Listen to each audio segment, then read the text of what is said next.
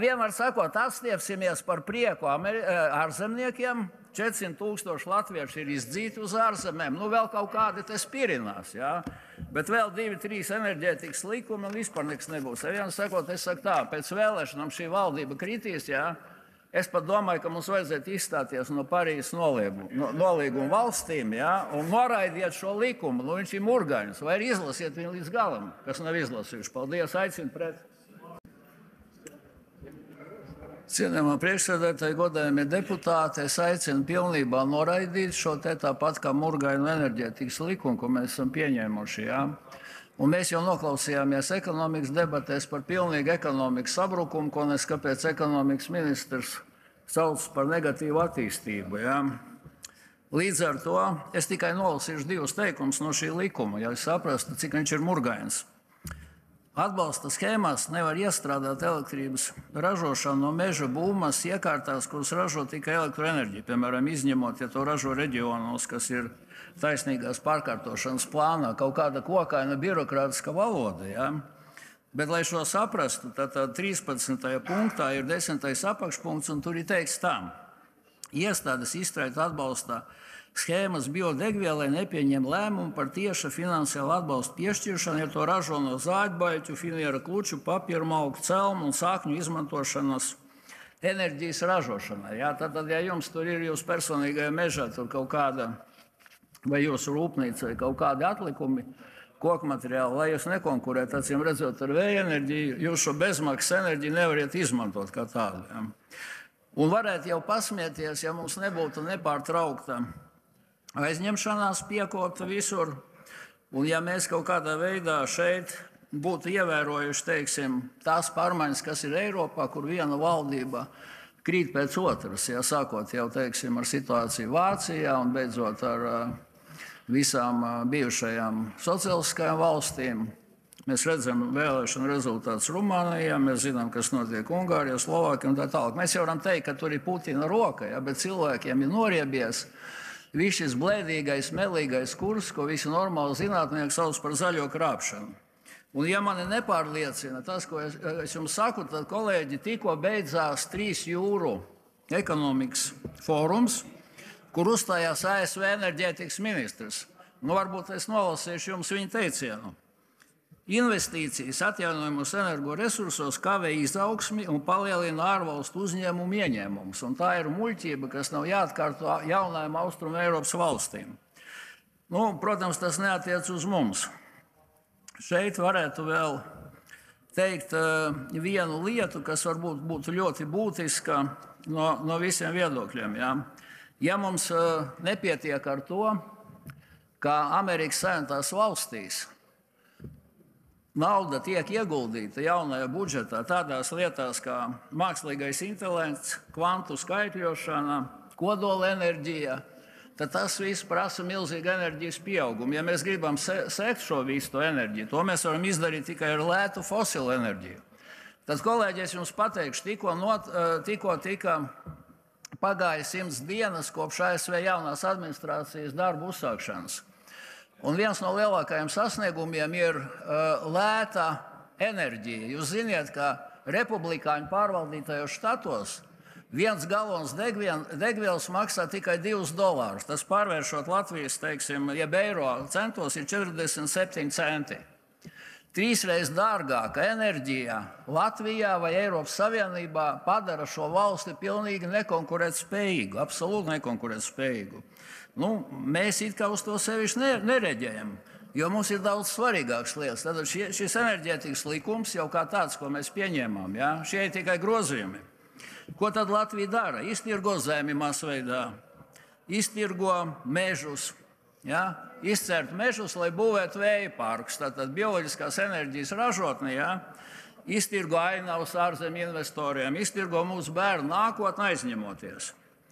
Man ļoti patika Ņenāševas kundzes teiktais, cik lieliski Eiropa mums ļaus aizņemties, un to sauc nevis bērnu nākotnes pārdošana aizņemšanās, bet deficīta atkāpē. Iedomājieties, kāda jaunvaloda, ja? Aizņemšanās ir deficīta atkāpē, ekonomikas sabrukums ir negatīvais pieaugums. Tad tikai uz priekšu. Lūdzu par likumprojektu. Tas attiec uz enerģētikas likumu. Līdz ar to, ja mēs šādā veidā turpinām, tad no visa šī likuma mēs varam tikai pieņemt to pantu, kas runā par enerģētisko nabadzību vai par nespēju, teiksim, cilvēkam, kuram maz ienākumu, nodrošināt normālu temperatūru savā dzīvoklī. Nekas cits jau jēdzīgs tur vairāk nav no viss šī, ko mēs te skatāmies. Tā kā vienīgais, ko mēs varam darīt, turpināt šo neprātīgo kursu, varbūt mēs zinām arī to, ka pašreiz Eiropas Savienība ir izstrādājusi attiecīgi izmešu kvotu, jeb tonnas, ja mēs pērkam cenas pieaugumu. Tagad, man liekas, ir starp 70 un 80 eiro par tonu. 15 gados, lai sasniegtu 90% izmešu samazinājumu līdz 40 gadam, ir jāpalielina līdz 400 eiro. Tātad degvielas cena, kas ir arī enerģijas cena, un tajā skaitā arī elektrības ražošana, viņa pieaugs 3 līdz pat 5 reizes, faktiski no 80 līdz 400, tas ir 5 reizes, būs jāmaksā, teiksim, par šīm lietām. Konkurence absolūti ir grauta. Tā vietā, lai mēs normāli attīstītu jaunās tehnoloģijas, mēs priecājamies, ka Liepājā būvēs sintētiskās aviācijas degvielas rūpnīca, kas it kā būtu ļoti labi, bet ir viena nelaime. Šie zviedri, viņiem nav ne tehnoloģiju, ne iekārtu, lai ražotu šo sintētisko degvielu. Viņi brauc uz Amerikas Savienotām valstīm, kur ir viena firma, jeb liels uzņēmums faktiski ar 5 miljardu apgrozījumu, saņem no šīs ASV firmas tehnoloģijas un saņem iekārtas, jo tā firma ražo ar iekārtas un ved jau kā starpnieki ar uzcenojumu uz Liepāju. Tad mēs tā vietā, lai ražotu, jo ražo no oglekļa sintētisko degvielu, kūdrai 50% sintētiskās degvielas, mums ir miljardiem kubikmetru. Mums Latvijas valsts meži nodarbojas ar zemju iztirgošanu ārzemniekiem, tēvu un māti drīz pārdosim, iztirgošanu ārzemniekiem, lai paši, teiksim, kaut kādā veidā nopirkt šīs tehnoloģijas un ražot šo sintētisko degvielu. Un tagad mēs rakstām atkal šitādas muļķības, ka tur, ja cilvēkam vai uzņēmumam, pieņemsim, viņam ir kaut kāds mežs, koģenerācijas stācija, ko viņš tur drīkstēs, ko viņš nedrīkstēs, viņam ir jāziņo līdz martam katru gadu, birokrātija pieaug. Šeit ne ekonomikas ministrs, ne godājumā premjerministra nespēja pateikt, kāpēc mēs nespējam samazināt birokrātiju. Kaut kādas komisijas dibina, runā kaut kādas muļķības. Valdībai ir tikai 3, runājot par enerģētiku, vispār ir tikai 3 uzdevumi. Pirmais ir aizsargāt privātu īpašumu un nebāzties iekšā, ne viņa mājokļa apkurē, nebāzties iekšā, ne viņa mežā iekšā, nestaigāt apkārt un nečakarēt cilvēkus. Otrais uzdevums ir pēc privātu īpašumu aizsardzības personas brīvība, un trešais ir aizsargāt mieru, jeb drošību. Un mēs neko to nedarām. Un faktiski visi šie likumi, tas ir absolūti pretrunā ar mūsu, teiksim, transatlantiskā drošības partneru politiku, tas ir pretrunā ar vairāk saprātīgo Eiropas Savienības valstu politiku, un mēs pēc inerces kaut ko maļam. Kaut kādus šādus murgainus ar rentajiem pantiem, kā mēs atskaitīsimies, ko mēs darīsim, kur mēs tur kukurznīšus liksim, saknītes, un vēl, mīļie cilvēki, kādi sodi, Tātad par gaisa piesārņojumu, kas ir jāskatās kopā ar šo likumu, kurš mums būs. Tur būs ārkārtīgi interesanti. Iebrauksiet bezizmešu zonā bez atļaujas, kuras ir paredzētas 50 eiro.